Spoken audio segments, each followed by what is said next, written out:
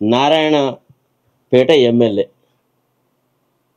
ఈరోజు ఈ పర్ణికారెడ్డి మన ప్రజాపాలన ప్రగతి బాట సభకి ముఖ్య అతిథులుగా విచ్చేసిన మన ప్రియతమైన నాయకులు మన ముఖ్యమంత్రి గారికి రేవంత్ అన్న గారికి ప్రతి ఒక్కరికి వేదికను అలంకరించిన ప్రతి ఒక్కరికి కూడా ప్రత్యేక ధన్యవాదాలు తెలుపుకుంటూ ఇక్కడికి ఇంత పెద్ద ఎత్తున విచ్చేసిన మా నారాయణపేట్ నియోజకవర్గ ప్రజలందరికీ కూడా స్వాగతం సుస్వాగతం.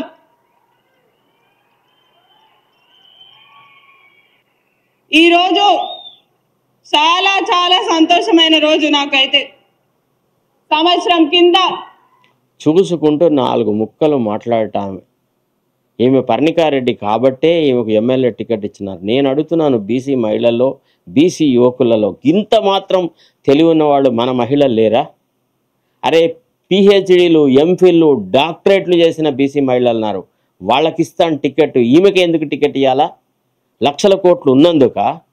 ఈమెను ఎక్కడి నుంచి తీసుకొచ్చినారు? ఏ మూలకు తీసుకొచ్చినారు? ఏ మ్యూజియం నుంచి తీసుకొచ్చి ఈమెకు టికెట్ ఇచ్చినారు? ఇప్పుడు అర్థమైందా? మీ మహబూబ్ నగర్లో బీసీల మీద రేవంత్ రెడ్డికి ఎంత ప్రేమ ఉందో ఇప్పుడని అర్థం చేసుకోవాలా. ఇది దద్దమ్మ అంటే మీకు ఎందుకు చూపెట్టినా ఈ ఉపన్యాసం అంటే ఈమె మీద మనకు వ్యక్తిగతమైన కాంక్ష లేదు.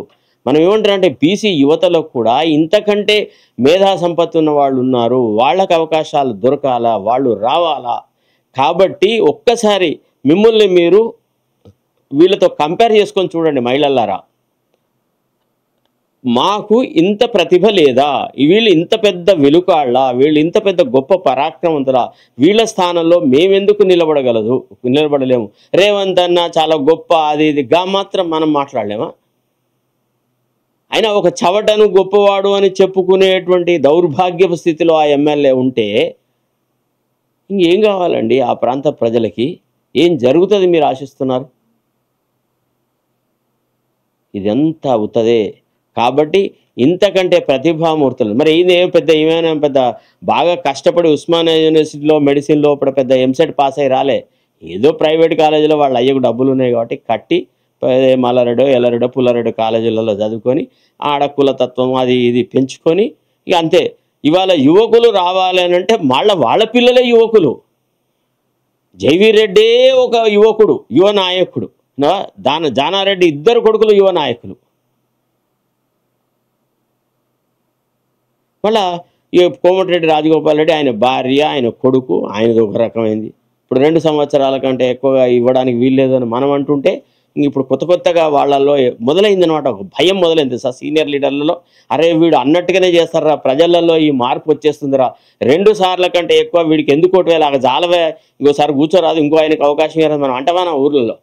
ఎప్పటికీ ఆయనకైనా సార్ ఓటు వేసి మేము అలసిపోయినాం, మాకేం మేలు జరిగింది అని ప్రజలు ఈనాడు ప్రశ్నలు వేస్తున్నారు. అందుకే 2 సార్ల కంటే ఎక్కువగా పోటీ చేసిన వాడికి ఈసారి ఉచ్చబడుతుంది, లాగులు దడుస్తున్నాయి.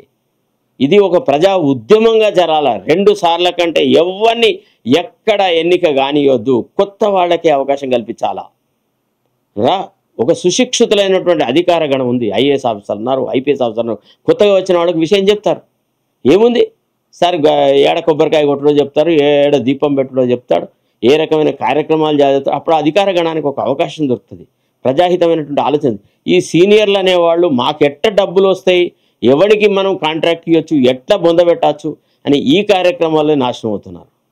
సో కాబట్టి ఈ ముసలి చెట్లను అన్నిటినీ నరికి పారేస్తే తప్ప యువతకి అవకాశాలు రావు.